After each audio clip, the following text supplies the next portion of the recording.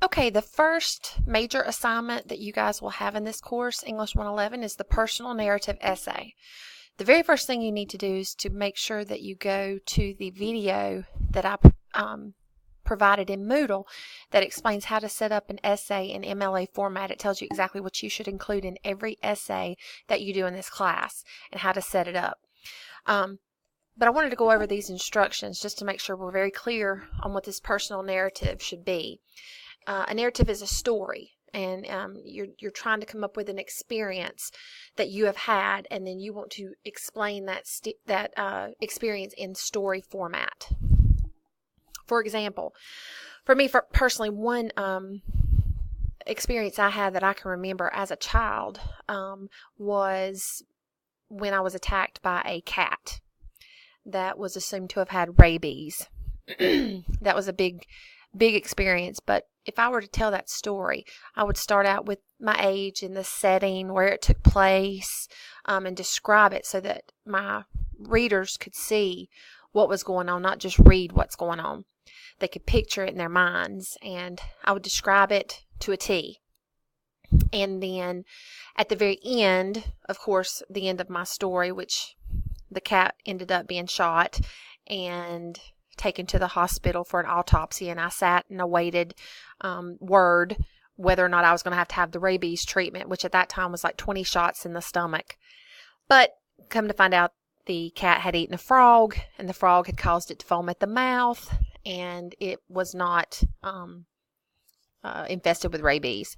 However, it did attack me. It latched onto my leg, and was a pretty traumatic experience for me. But if I would go through and I would explain that story, I would tell you, piece by piece, starting when it first happened, how I felt, to what was going on, and describing it. And then, of course, at the very end, usually when we tell a story, we learn something new or expected after that experience. And for me, I learned that I was not a cat fan. And I also later on in life became allergic to cats, but that's not related. But I did realize after that experience that I did not have a love for cats like I did for dogs. So, but I did provide a personal narrative in Moodle for you to look at. But I want you to understand that this needs to be a personal experience, an experience that you're not afraid to share with me. I'm the only one that reads it. And make sure you tell the events of that experience. It should not be multiple experiences. It should be one. Like for me, for instance, it would be the time that my aunt's cat attacked me. And I would tell that specific experience in full detail with full description, breaking apart into separate paragraphs as I change events within that one experience. This should be about a 2-page paper, 2 full pages. That means complete full pages. 3 maybe at the most. If you go over that a little bit, that's fine. Sometimes we get to storytelling and it can be a little bit longer, but don't go crazy. Don't go over the page length requirements too far. And, write down some ideas first and beforehand. It's difficult to outline a personal narrative unless you organize it in some type of a flow chart. This happened, that led to this, then it led to this, and then this happened. And then, of course, you've got the ending. But a narrative is a story. You have characters. Me, I was involved. My grandmother was a character in that story of the cat. My aunt was a character. My dad with a shotgun was a character. So you want to make sure you explain and describe. I remember it was a hot summer day.